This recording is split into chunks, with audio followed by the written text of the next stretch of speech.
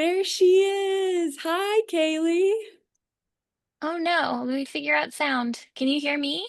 We can Yes, I hear you can. now. There you are. I hear There you you now. are. Hello. Hi. Yay. Hi. Thank you for having me.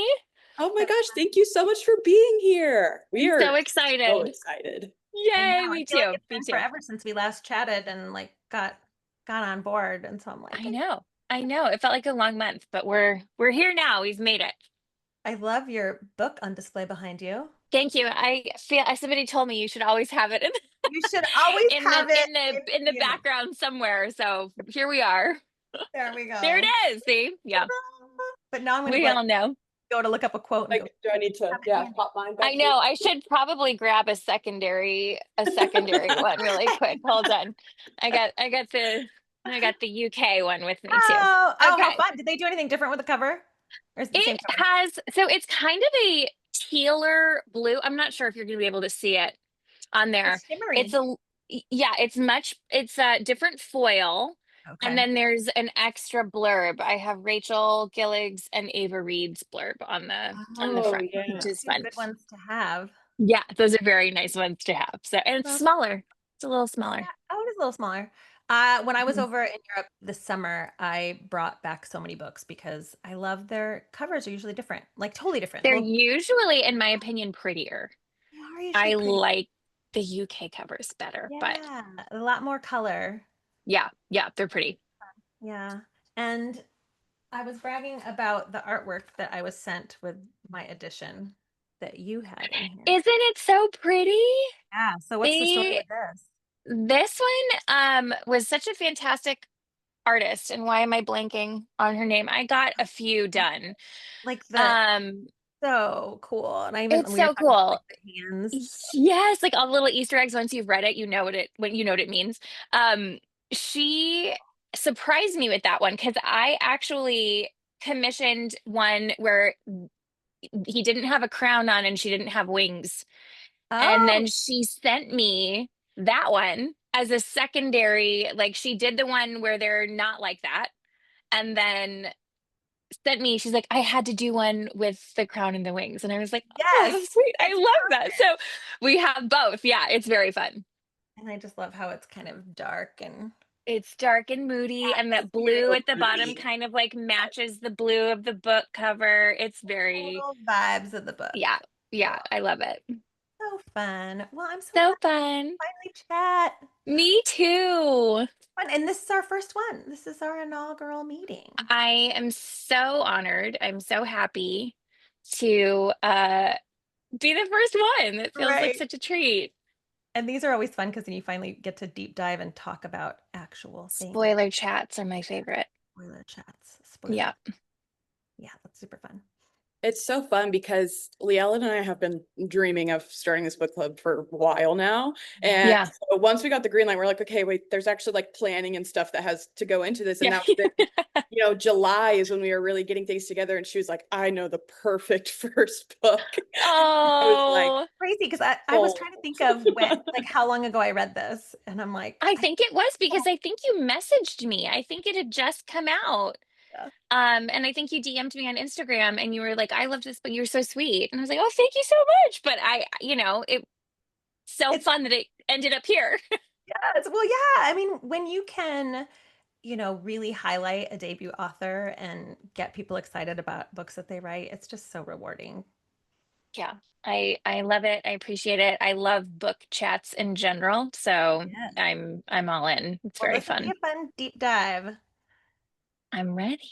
All right, Miss Kai, are you ready? Do we need to like wait a few more minutes? It's 7:01, so I don't know how. Yeah, let We more can people come in. we can go. We've got a good group rolling in. We can get going. This is being recorded, so anyone who comes in late can rewatch the beginning later if they want to. Perfect. Fantastic. That'll be so fun. You've got a drink handy. I've got my I'm giant ready. I was massive. like, I also I have was gonna my say, yeah, massive always have to water have, yeah, you bottle. need something. Everybody grab a drink, grab a We're snack. all We'll to be here about settle an hour. in. Yeah. Okay, friends. Well, let's kick this off. We're really excited because this is the inaugural meeting of the Guild, which is Fabled's Fantasy Book Club. So we're so excited to be joined by Kalie Cassidy today. I'm Lee Ellen, the fantasy book buyer. I'm joined by Kai, who is our events manager. So we're all just going to hang out and chat about this book. For those of you watching, this is a spoilery, like spoilers abound in this when we are talking about this. So if you haven't finished the book, you might want to just pause. We will send you the recording and you can watch it later. Tomorrow, Kai will send the recording to your inbox. So watch out for that and you can watch it. Otherwise, we've prepared a bunch of questions and we'll dive right in. And those of you watching, if you have questions, feel free to pop in the chat and ask them. We'll probably wait until like closer to the end to talk about it. But stick around all the way to the end because at the end we also are going to announce November's book club pick. So that's that. So before we get started with all the questions we have planned, Kai's going to do a little bio and summary for us, and then we'll get started. You know, got to do our formal introduction. Kalie Cassidy was born and raised in Southern California and spent over a decade working in Los Angeles as a professional theater actor, coach, and acting teacher.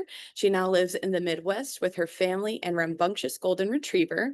In the Veins of the Drowning is her stellar debut novel. It follows the story of Imogen Nel, a siren who is raised by a ruthless king who keeps her true identity hidden from her as she battles instincts and nature. In this tale, Imogen forges a bond with a brooding, self-righteous, and deliciously attractive, in my opinion, King Theodore, who helps her flee the Dark King Nemea. They spiral into a web of dark secrets, undead creatures, ancient powers, and confusing romance. This is the first in the Siren Mage series and a powerful kickoff into the dark world of the Sirens. Woohoo! Yay! All right. That was better than I could have ever done it, Kai. So thank you for letting me listen to that instead of doing it myself. Anytime. So right off the bat, I want to talk about these sirens because, you know, as soon as you start this book, it is, you know, immersive and atmospheric. And the way that you wrote the sirens, I felt was so unique to anything that I've read before. And so tell us a little bit about where that came from and that history and how this book started.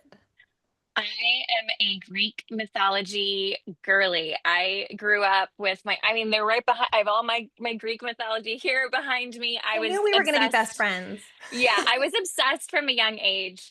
Um, I I think there's so many things that I was drawn to, but I will also throw in that like Grimm's fairy tales and just the sort of darker and I would say Greek myth has that same feeling of it's dark and weird and there are strange monsters, and I was always so fascinated that the Sirens in the Odyssey and the Argonautica are winged, and really they were depicted as like kind of early art depicts them as just straight up like bird women. They have just the faces of women and almost like the whole body of a bird. And I think that it was like decades of just being fascinated by sirens, mermaids, how we got from one to the next. How did we get from them being these Greek, you know, kind of winged things? And over millennia, you know, this is an old story.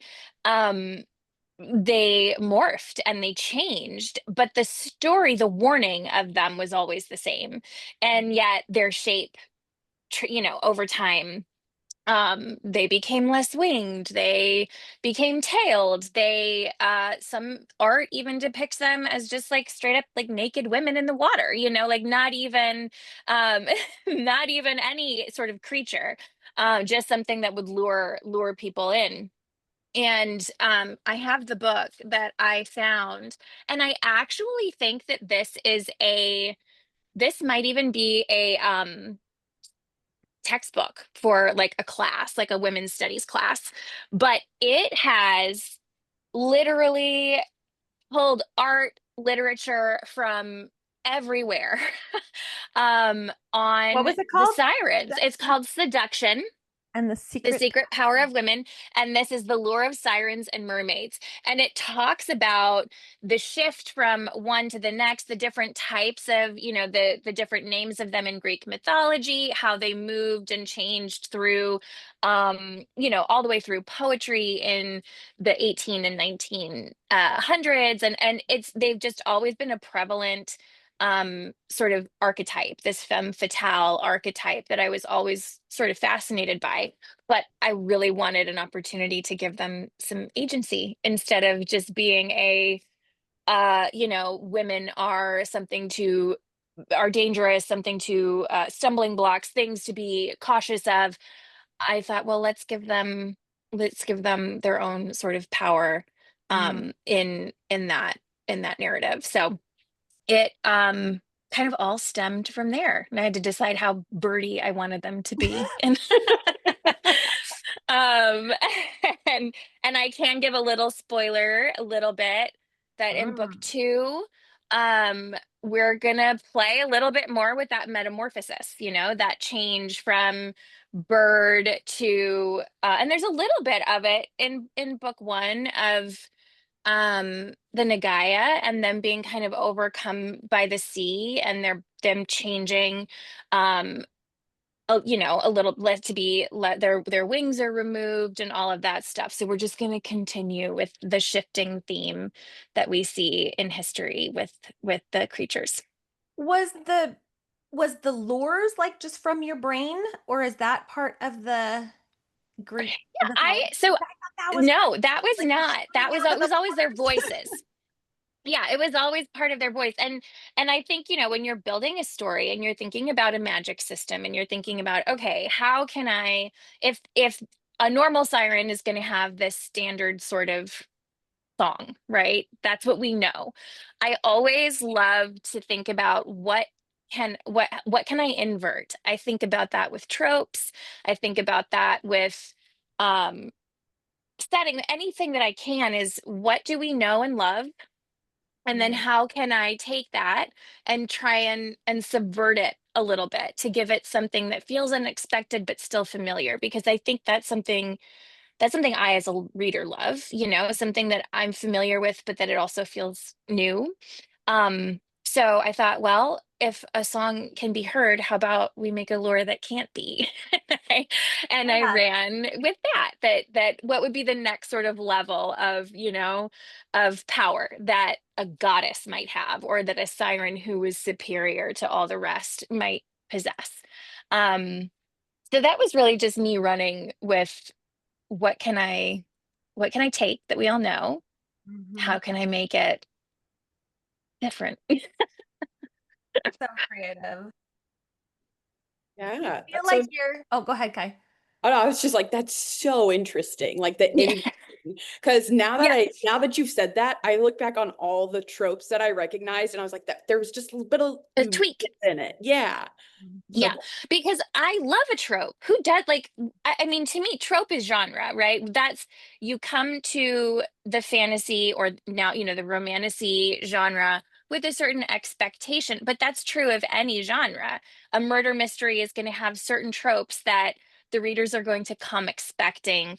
Every genre possesses that, but I think especially with how saturated I think the book world can get, um thinking about, okay, I don't want to do the same thing. I myself am getting bored with the same ideas in my head. How can I push it?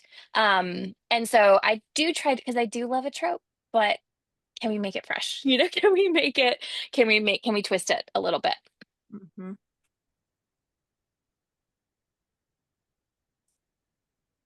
Leah and Frozen? Oh, no. Yeah. I'm like, I was like, I thought you froze. I was like, just pondering. she'll come back. like, okay, Give her so computer a second. I know I froze. I feel like, this is your debut album or debut album. This is your debut book, Yes. but Yeah. it very clearly you can tell that you have a theater background. So how do I you, want to know how you know. I'm like, how do you feel like it changes your writing? Because Yeah. like for me, I felt like there was like literal blocking in scenes, and you have such a strong sense of place and Mhm. description, you know? So, um, Yeah, the theater background was a surprising one for me because I didn't go to school for writing. Well, when you have a theater, when you go to school for theater, you do have to do writing. You do have there's playwriting, there's screenwriting.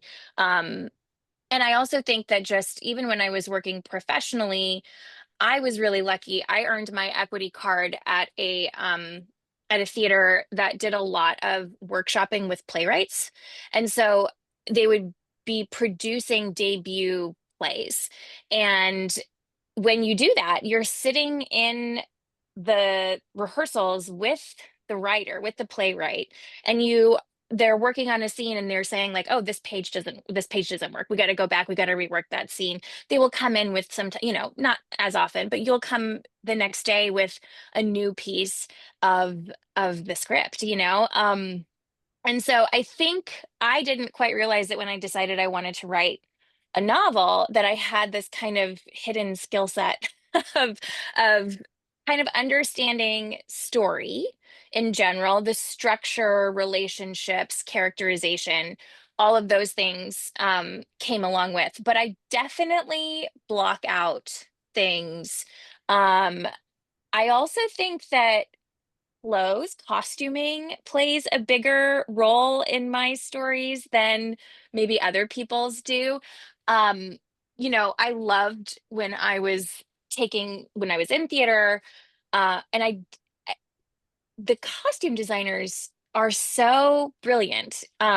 You can even see this in kind of a little less nuanced in like Bridgerton, where the families have their colors. The Bridgertons have their hue that you can kind of identify who's who.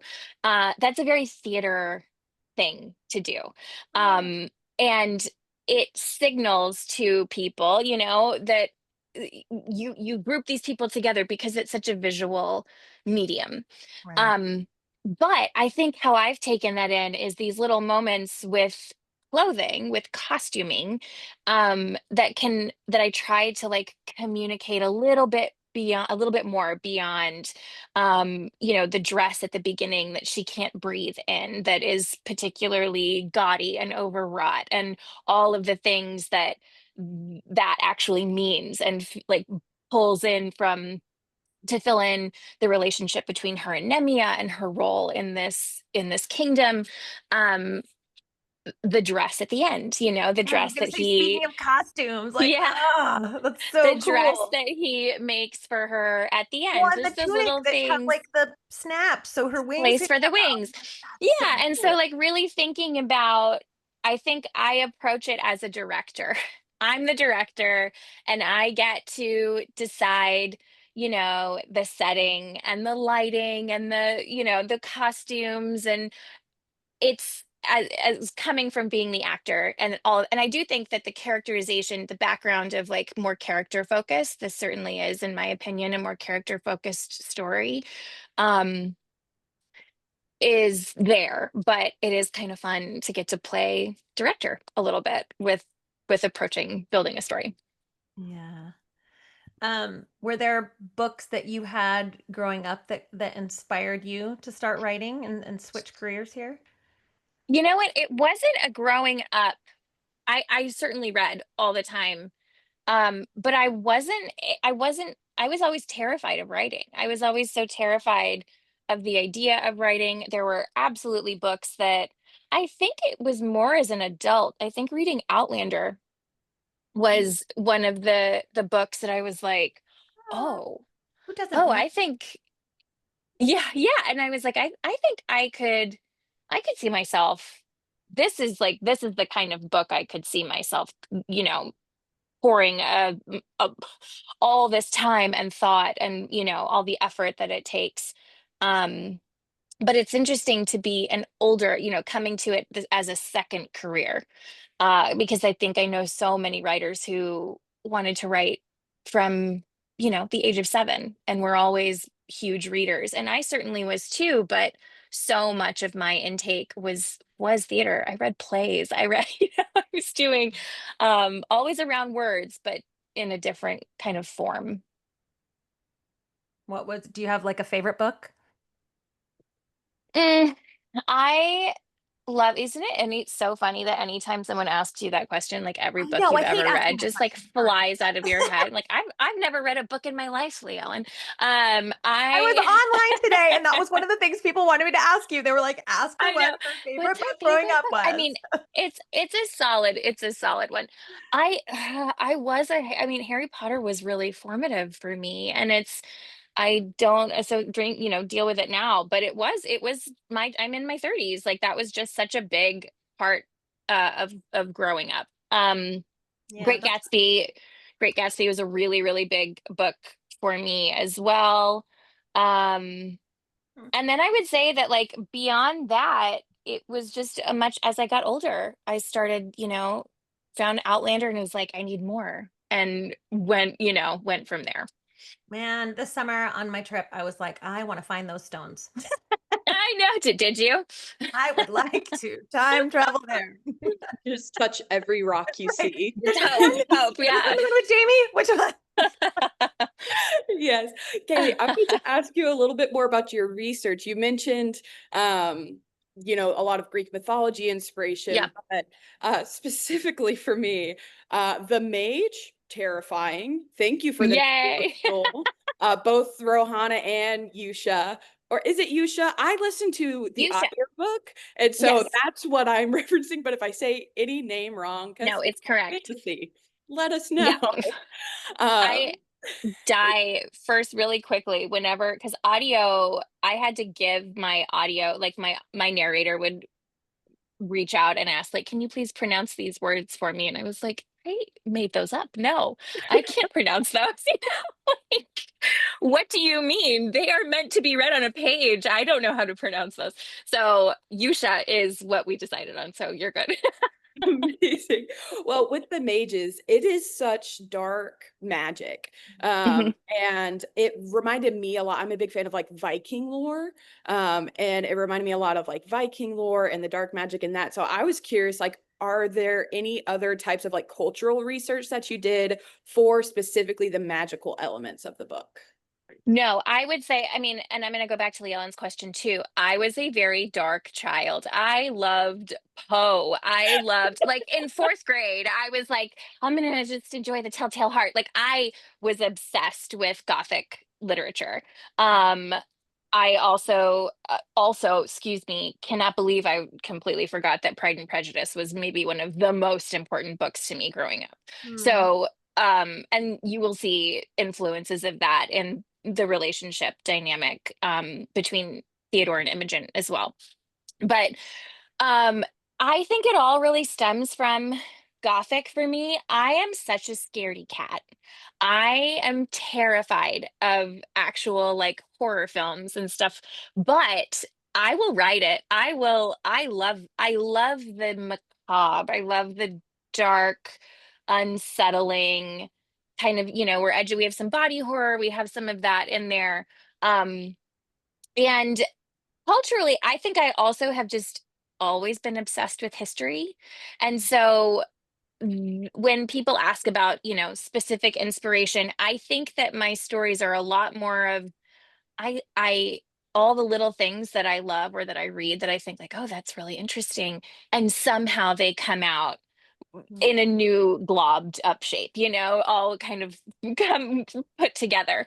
Um, so I think that those very creepy, and there's more very creepy in book two as well.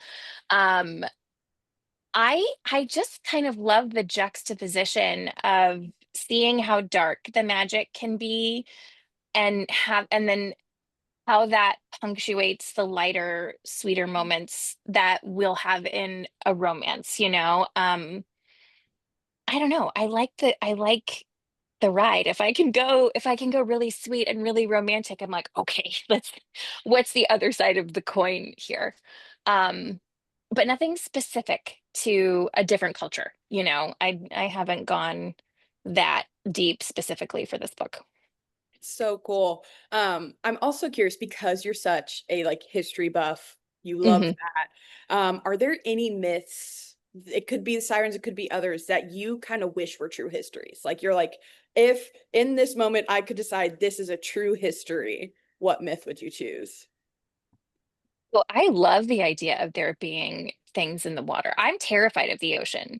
And so I like this is my, thalassophobia extravaganza of just like what the hell is in there. So I love the idea that there's some ladies lurking down there. If it's the Sirens, I'm all in.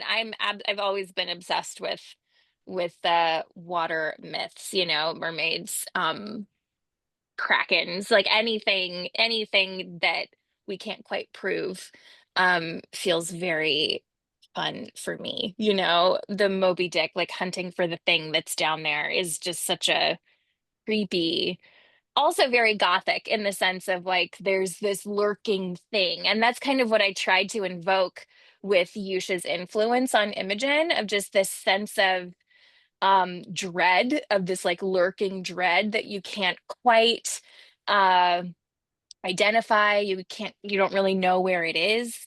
And like the ocean's so perfect for that. Like that's that's like peak ocean.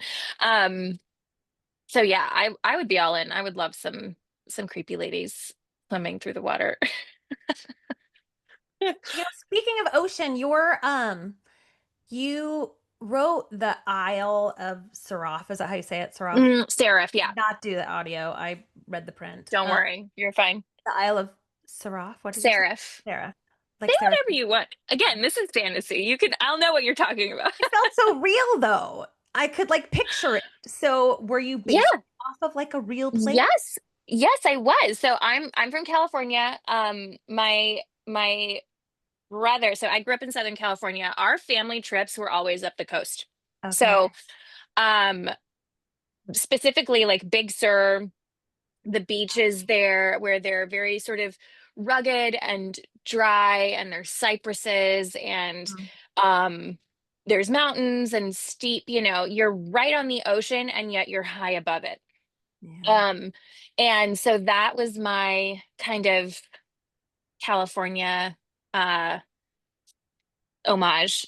And then like Varia, this also was really based on a lot of my I'm mixed race, and this book was sort of written as an exploration of my mixed race experience. Wow. um and so I have a lot of Puerto Rican sort of influences that I've thrown in. Varia has like the blue cobblestone streets that Viejo San Juan in Puerto Rico does, just little things that and that area also, like in the book, is a little more tropical and lush, and has that sort of more rainforesty uh setting. So I took those things very purposefully to try and kind of build up the the beaches and oceans that I like, that I'm familiar with and that mean something to me. I took some Greek names and tried to, since it's not a Greek retelling, but I wanted to give my little like nod to the Greek influence.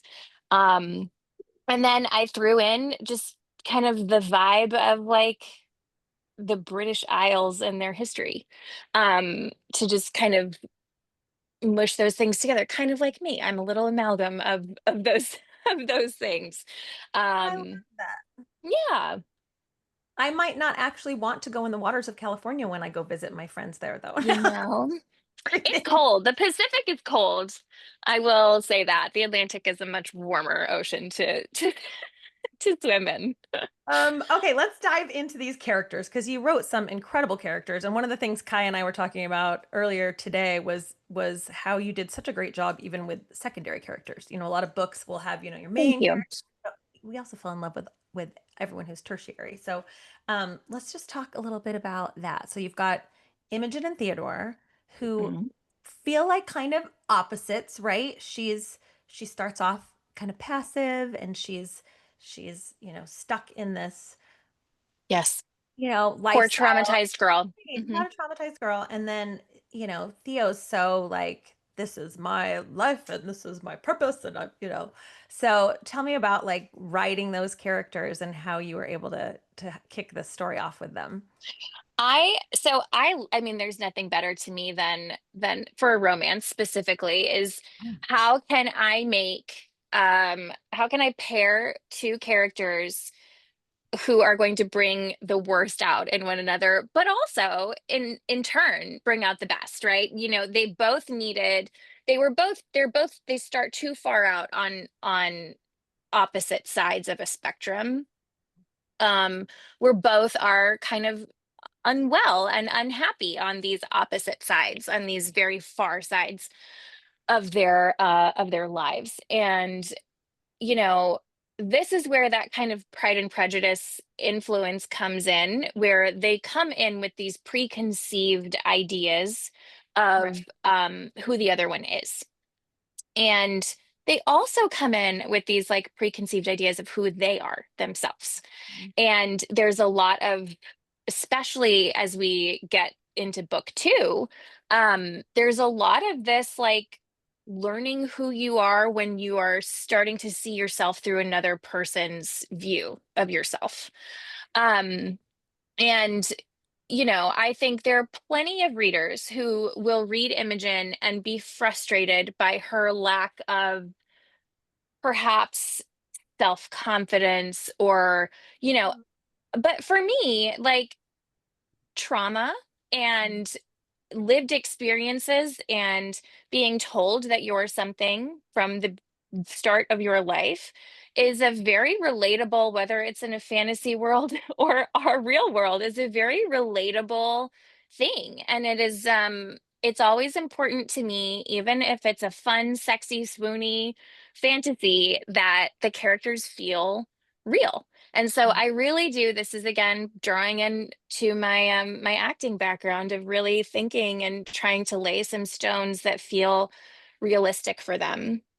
Um, and they're messy and they're struggling, and I like that in characters. I think it makes for a better romance. So I tried to make two people who felt um like they knew who they were, so that when they met one another, they they would be forced to question what they had always thought was true. Right.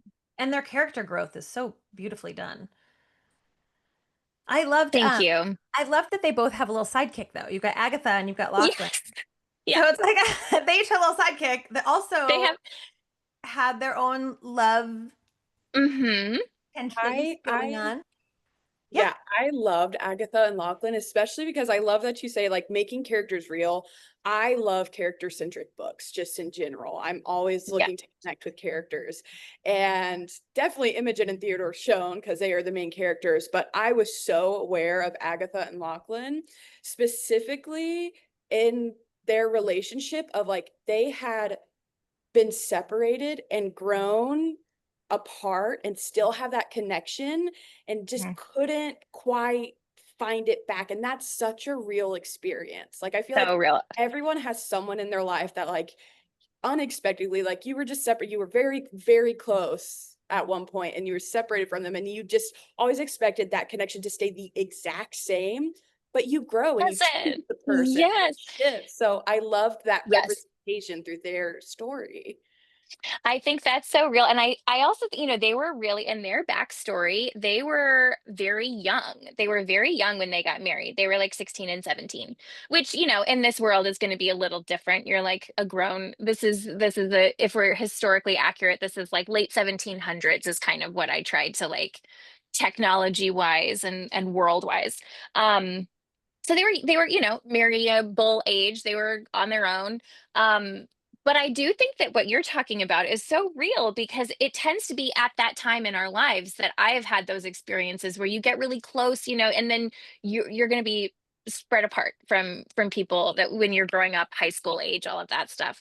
And in some way there is a connection that remains, right? There is that, the people, the friends or whatever that you grew up with, you do always have that kind of thing that you can kind of fall back kind of easily, but you do change. And it is so interesting how time, I really loved the idea of that. Like they're not that, I'm going to say they're not that old because they're like my age in the book, you know, they're in their like mid 30s.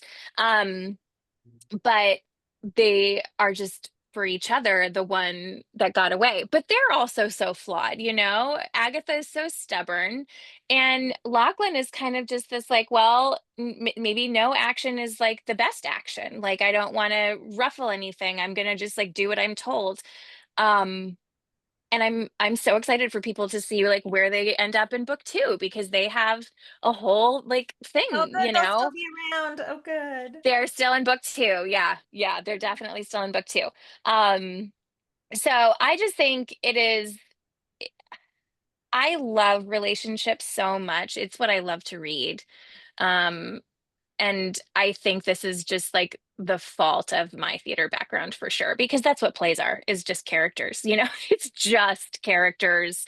There's no world around them. They're just talking. And so I definitely think that that is my biggest like my biggest influence when it comes to building characters. Well, and their relationship gives some foreshadowing too.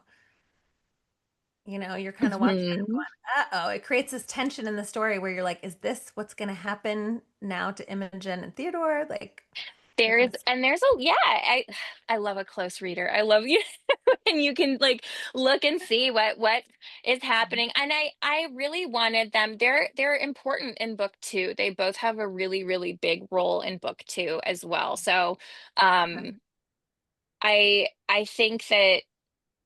think that trying to flesh out um people that feel like getting the trauma, the things that they have to work through is so key when I'm building. And then also looking at like, you know, Imogen and Agatha's relationship and what Lachlan and Theodore's relationship looked like, and who they were to each other. Because those are really important relationships in our lives too, you know, our friends I love a good and the people. friendship. Yeah. Hmm. Um, so I have loved spending time with the four of them. It's been very, very fun to just make them, you know, move around, now kiss. Like it's so fun. But everyone loves a villain. So who was more fun to write? Was it more fun to write like the king or Yusha, or was it more the villain? Oh man, I love a good villain too. I love a villain that we can understand. Like we don't agree, but you can kind of get like, oh yeah, I see where you took the left turn here. Um, and Yusha's very fun. And you know, there's more Yusha. So that's been really fun to kind of explore her. Um, but gosh, Nemia is a hard one. Nemia is a hard one to, By the end, I was like, are we supposed to feel bad for him? Like because of all of this? But I really yeah, hate him. So I can't feel bad for you him. really hate him. You really hate him. And I want to, you know, he should be really hated. And also you're listening to his like, you know, at the end of the book and kind of like, oh, like you to finally get, I wanted readers to kind of get a full picture and Right. have that moment of like, oh shit, like, okay, That well, was a lot. Yeah. it's a lot. That was a Yeah. lot. Yeah, it's a lot. I also think that there's this very important thing. Um, this is gonna sound bad.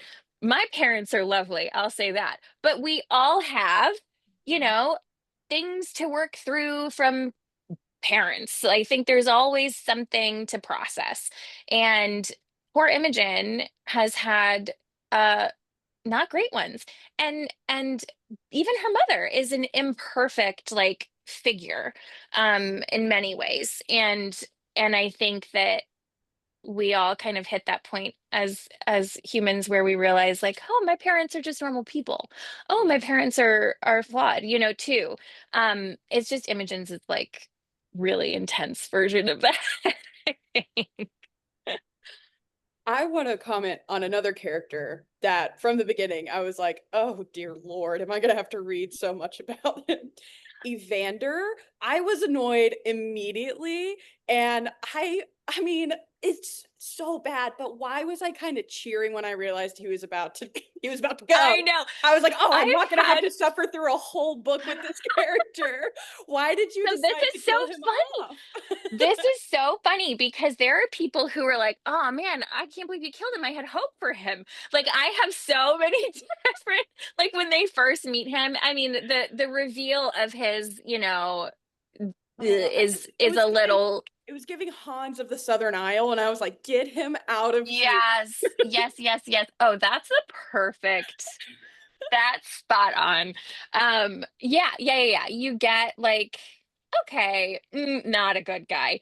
But she, I think, poor Imogen, Mhm. in having so little to choose from, right? And having so and just that desperation to survive. What things do we do to survive? Um, and, you know, at the beginning of the book, she even says, she's like, I have no expectation of being happy. I just hoped that I wouldn't be like completely deadened by this, you know. Um, it's very fun to kill him off. So that was It was also, it set a tone. And I was like, all right, we're locked in. we're in. Yeah, yeah, we're in. Yeah, exactly. We get going. We're Well, I feel like it started that transformation of Imogen because Imogen in the beginning, she is set up as this weak girl, and by the end, she's this force of nature, right? And so I right, feel like that right. first transformation and that first kill, so to speak, Yeah.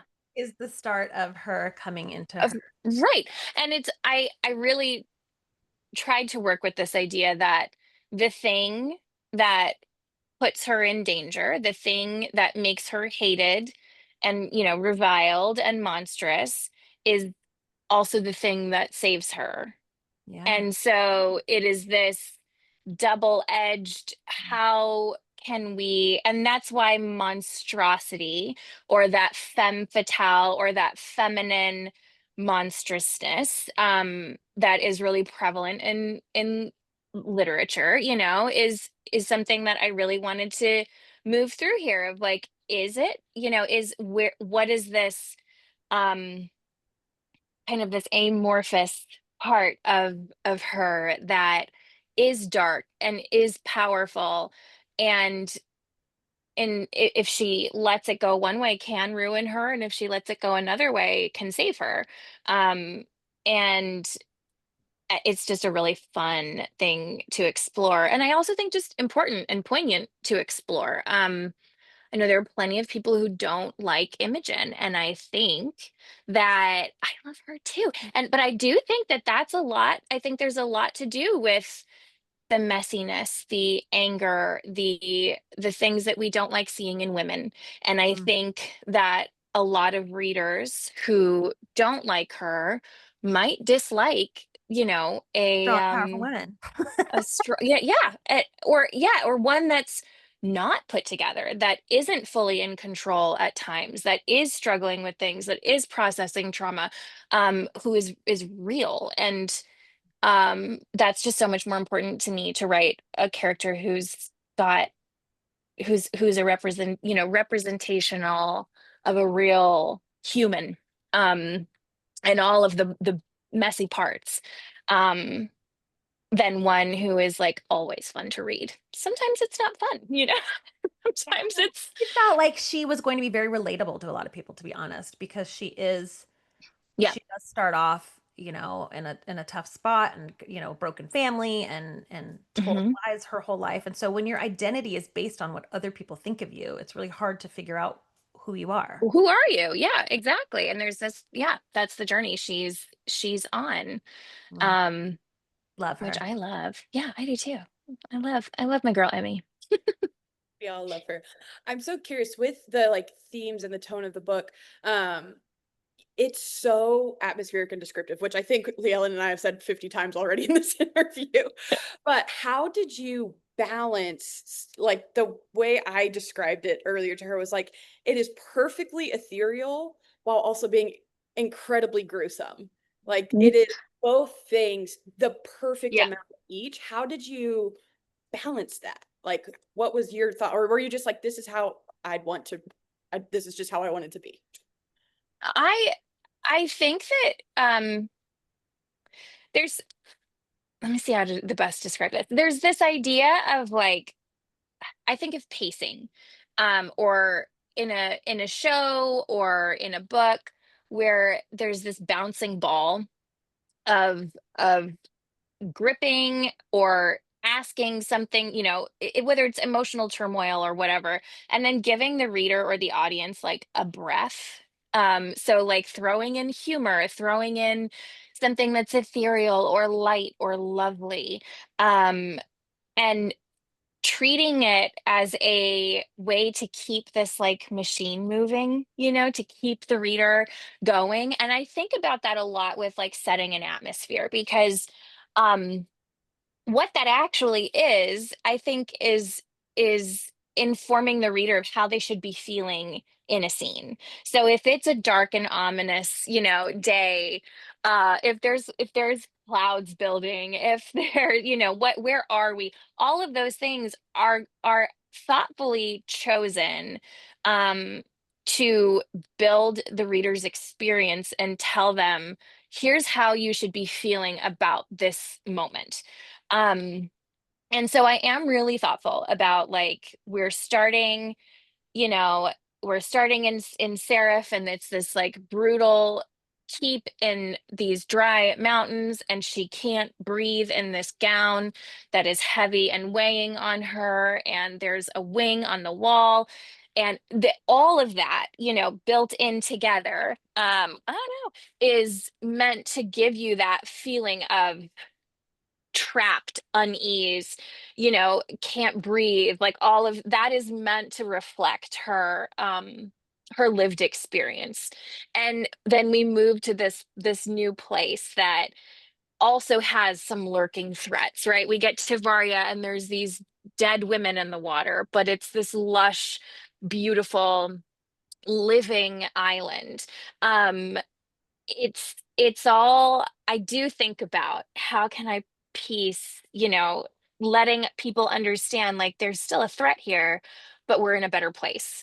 Um, yeah, I think that might be my favorite part of writing, is letting people, is using all of those pieces to build the reader's experience, emotional, the tone in each scene. I think it's my favorite. I love doing that. Well, I promise it worked, because the amount Yeah. of times I yelled during reading this book, I mentioned earlier to Liel, and I was like, with specifically like one scene that I've thought about it many times since finishing the Which book, one? was when they're doing Theodore and Princess Hala are in the ocean doing the ceremony, and Hala starts doing the prayer to Yusha. I was like, no, no, no, no. Like, what are you doing? Stop. I was Yeah. like, Yeah. somebody tackle her. Like, Oh, why? no, And no. it Yeah. definitely, like, I felt the surge of emotion in that moment, just like recognizing the elements in play. It was It's all, yeah. incredible. And that's, I mean, isn't that too, like, those are those moments that you work the whole book for, that payoff is the whole story is built up to like give us that like emotional moment, for Imogen, where we're like, oh God, oh no. Yeah, I'm glad it worked. I'm glad it worked. That's one of my, I just love thinking about what I can interject into certain moments to try and give us the punch that we want. Well, I feel like throughout the story, you did a marvelous job of creating tension with like opposing forces, with like, Mhm. duty and obligation versus, the desire to be free and free choice and getting Yeah. out. And then you've got this tension of love and obligation. I mean, so you nailed it with that aspect. Tell us about that. Thank you. Thank you. I like when things aren't easily fixed. And I feel like that's neither of those things have an answer. It desire is not a bad thing and duty is not a bad thing. But when we put them in situations and trying to think of circumstances. I love thinking of a circumstance like, how can I make this impossible for them? You know, how can I build circumstances that uh if they fall in love in the first book, we're still interested in where they're going to end up in book two, you know, Right. because it's not a true slow burn in that sense. Like, they're already together, they already like each other. So what are we reading, what are we going to continue on for in the next installment? But I think that if you try and build out, I do try and build out all of the circumstances that we're like, okay, now we're just rooting for them, now we just want them to be together, but we have to figure out their own relationship to duty now, and you know, what they have to do and what they're obligated to do. And whatever, if I have one thing, it's the same idea as when I'm trying to build out a trope or a dynamic is, can I take it, and what's the opposite? What can I do that's going to give us the most opposing force? Um, and then watch them flounder once I've inserted them into those circumstances. Well, it's so funny because you also had moments that were abundantly clear where they stood what they're in. I have a quote from your book. Yes. That's my personal favorite. It's Theodore saying, "If you are selfish, then I am a gluttonous, greed-riddled fiend for how badly I want you." What Mhm. a dreamy I line know. to If have in a only, right? romantasy book. Do you have any lines or sentences from this book that you're like, I'm proud of that one? That was a good line. Oh, I love it's always Theodore. I love his line.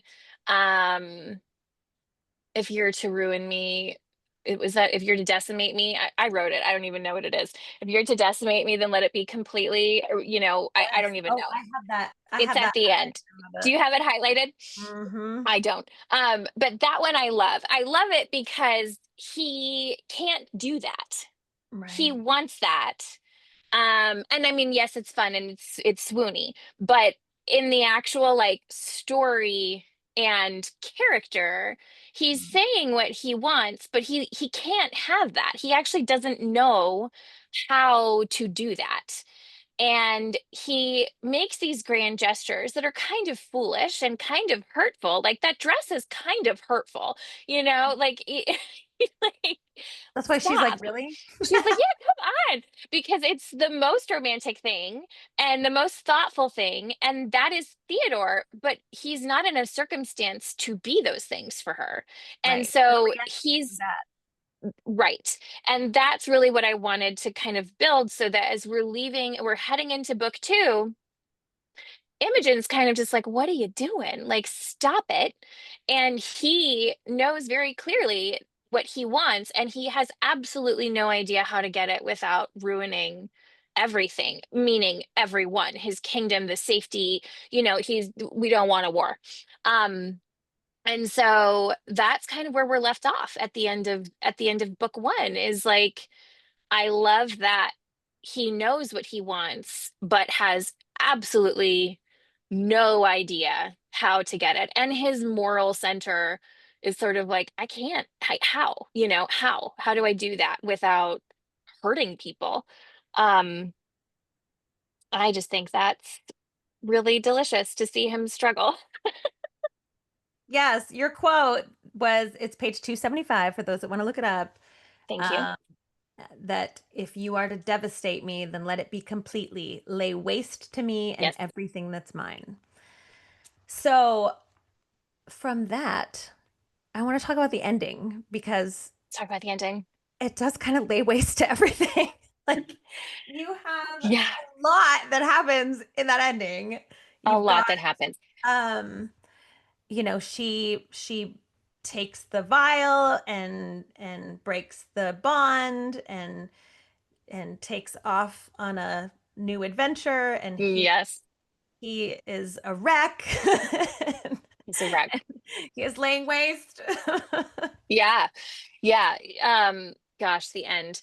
You know, I I've had so many readers. So like, why? What, like, that's just how it ends. I'm like, well, yeah, I guys, think that's called a like cliffhanger. That's great. We this want is to be a excited cliffhanger. for book And 2. But you also kind yeah, of broke my heart a little. I was like, what? Can they just yeah, have 5 minutes together?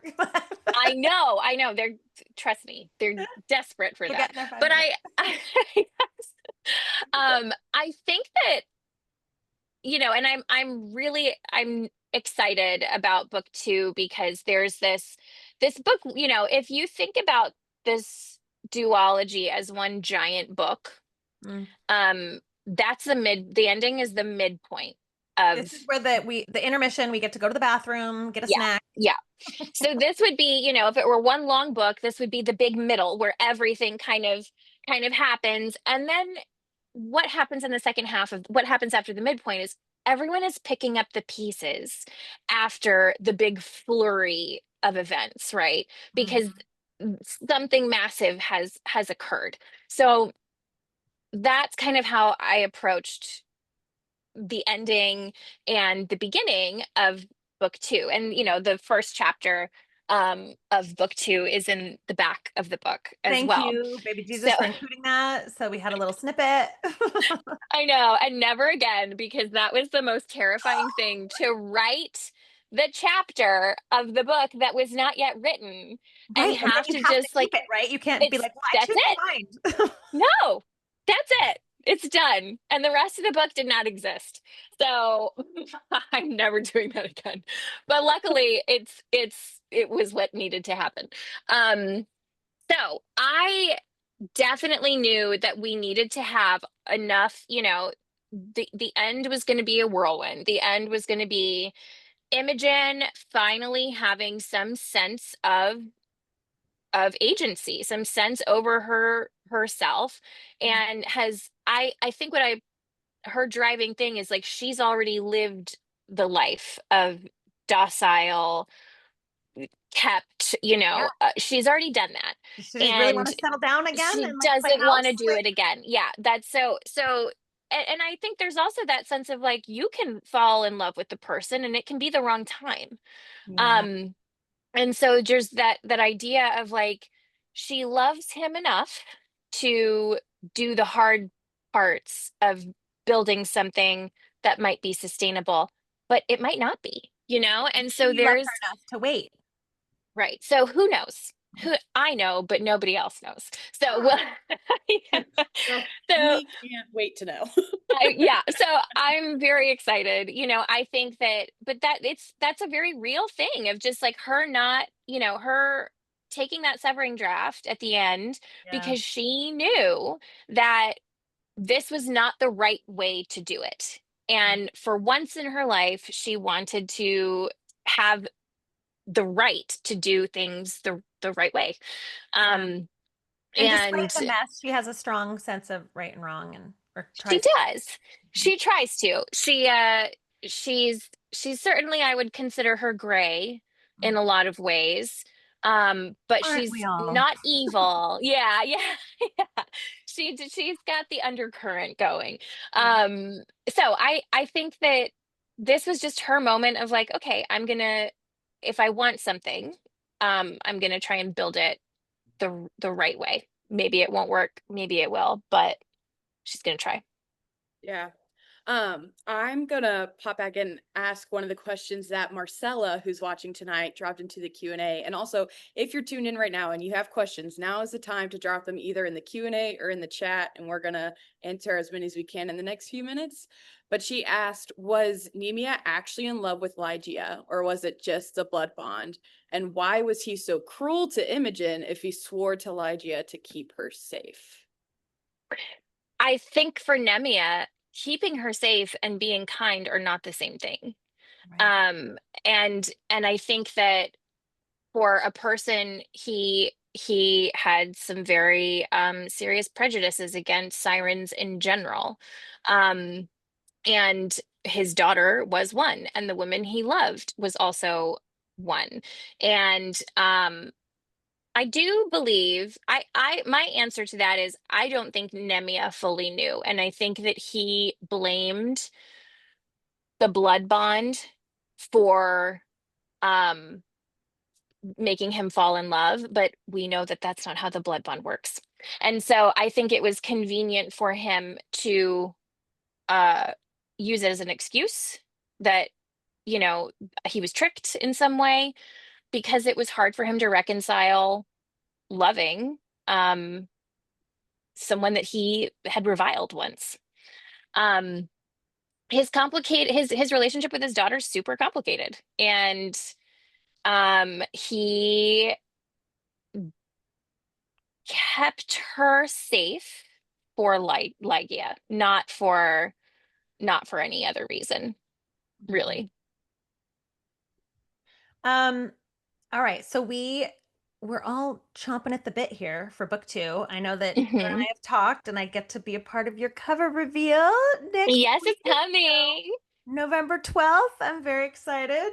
So I know everyone's eager. What little snippets can you tell us about book 2? Can you talk Okay. to us a little bit about that? To keep me I have to keep secrets. I can tell you some things. I can tell you that it's dual POV.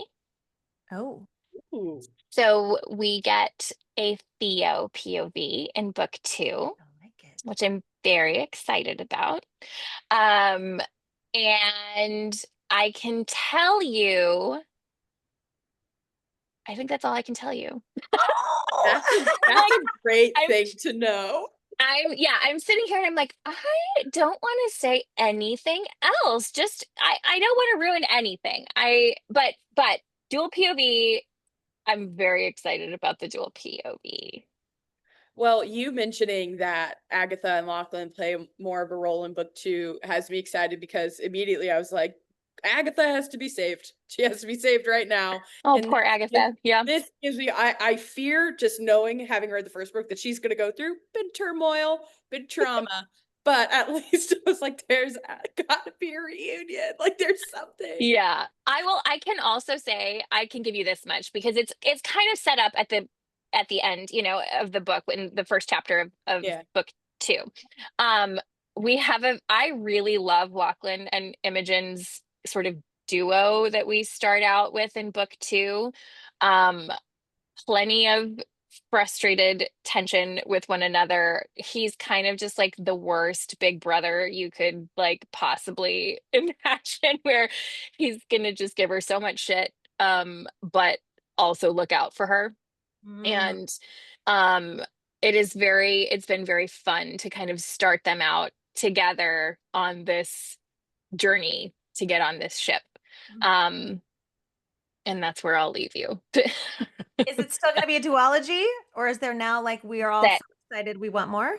No, that's it. I have had people ask me for a novella of Lachlan and Agatha. And Was I'm her name like, well, that's Kai? like, yeah, It was me. it was I kind have of, emailed no, her 14 I've times. had so many, like from all over. People were like, can I have a novella? And I'm My like, burner well, we accounts. know there's, yeah, They're all still just Kai. all 12 of them. Yeah, Kai 21. Kai 21. I worry, because like we know their story. It's kind of tragic, right? Like it's a star-crossed, they don't end up together at the start of their story. But I don't know. I think it would be fun. I think a novella could be really fun. We'll have to see how the series does, and if there's enough interested readers, I might play with it. Okay, you heard that, folks. Be interested. Yeah, buy the book. Yeah. Please, for my sake, be interested. Hey, okay, so I know. Oh, go ahead. Oh, I was just gonna say, I was like, if nothing, like Sunrise on the Reaping, everyone knew that was gonna end tragically and read it anyways. And So, they love, yeah, they're and all we loved weeping it. at the end of it. I know. If you needed a comp inspiration, that just was. Or like the prequel, like people write prequels, so now you can yeah. start bring us the book when they're 16 and 17.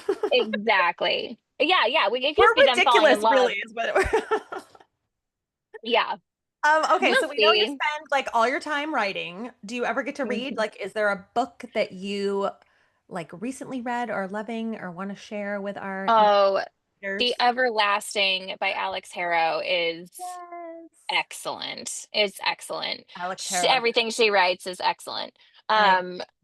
But it is so good. And I've also started, my reading has diminished because of being on so many tight deadlines this past year. But it's on the horizon that I get to read more. I did just start The Will of the Many, and I am very, very, very much loving that too. So I'm excited to continue. I just am happy to be reading a book for the first time in a while. That's I all. love it. Well, all right. This is last call to everyone in the chat. Any I other see that you're questions? here. If you Let's have, go. oh, we've got a question. Jackie said, absolutely love this book. Where did you come up with all the beautiful names? And and thank God for audiobook narrators. Yes, I agree with Yes, yeah. you.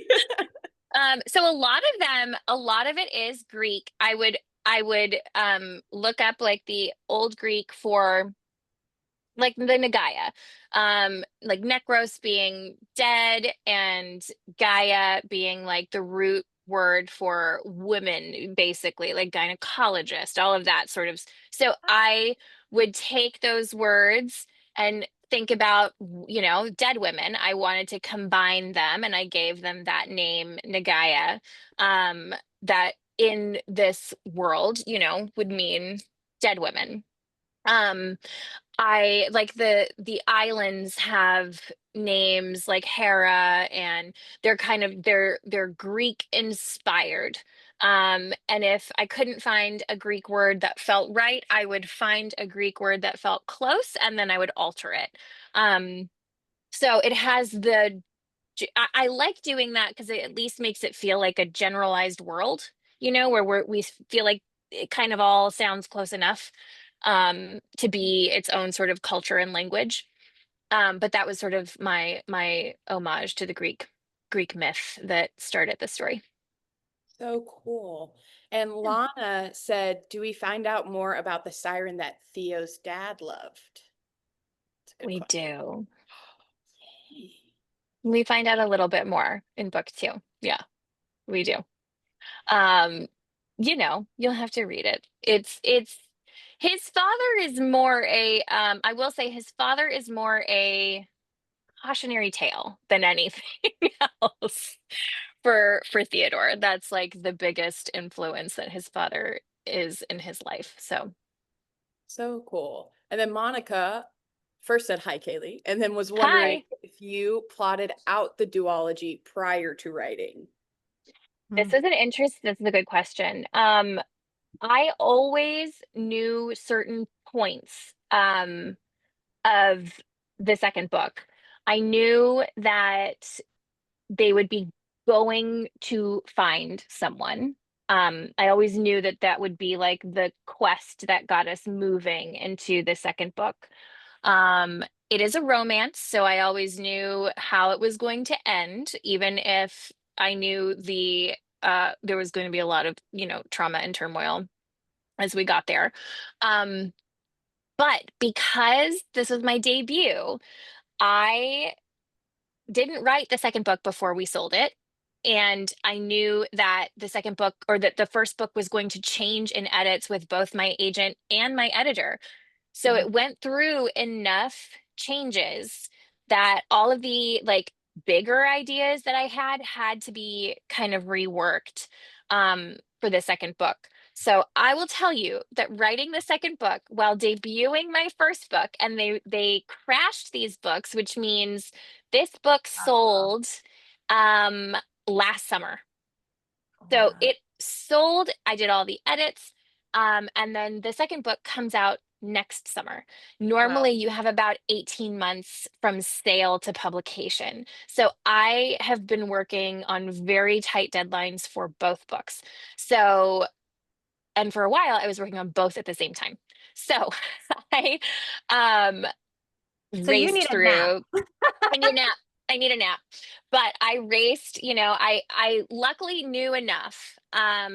Thank God my next duology, when Ooh. when I finally get to work on that, will be plotted together, and that's going to be a completely different experience than what this was. So I'm excited about that. That's so exciting. And glad you said that because Marcella had just asked after this duology, what's next? Another duology we see. Another duology. She also asked, will Imogen become the next mage seer? Who knows? Who knows? Who knows? To You're be gonna have to read the book to find out. You're gonna have to read the book to find out. Brittany also asked, do you have a celeb in mind for Imogen if there were movie or TV adaptations? Yeah. It's Andrea Arona. I think that's her last name. She's Puerto Rican. She was in Fall Guy. Was that it? With I'm gonna have to pull her up. Do you know who I'm talking about? No. It's Fall Guy cast. It was Fall Guy, right? It's not Fall Guy. It's another one. He's I'm just gonna look her up.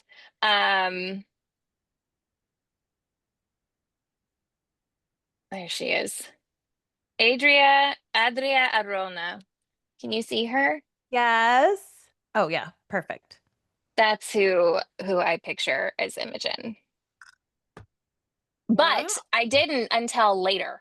Like I don't write with like a fan cast from the get-go. It's always like, who is it? And I'm like, oh, I guess I have to find the closest person, and she's the closest one. That's so fun. So cool. Well, I think that's all of the questions. Thank you everyone for submitting a Yay! question. And thank you, Kalie, for answering all of our Thank questions. you for Thank having you for me. joining us. This was the best. Thank you, thank you. I just love chatting. So I'm so yay. glad that we Thank you for got having to me. celebrate and love on you. We loved this book so much. So I'm so glad. Thank you for having me. This is just a treat. I appreciate all your time. Well, and I can't wait for next week, November 12th. Everybody make sure you follow See the along. 'Cause we cover. want to do Yeah. a cover reveal. Cover reveal, pre-orders, date, pub date, all of it is coming out. So I'm very excited. That is so exciting. Well, you are free to dip out if you like, but we are about to announce next month. So if you want to stick around, Yeah, I want to hear what you're reading. ready to find out. Okay, so November, drum roll. See if I can give you can anyone guess if I just show you the box? I know what it is. You know. So I'm really excited because this is an author that I have read every single one of her books, and I'm very excited. And it is a novel that is about two people on opposing sides, a tragic love story, which we always love, kind of Greek inspired. You're probably going to love this because it's Greek, right? All right. Fallen City by Adrienne Young. That is what we are going to read next. So if you want to join us, we already have the chat. I'll figure it out. Oh, look at Kai's already popping it in there. She's like, boom, there it is. December 3rd is when she's going to join us to discuss this. So you've got a whole nother month.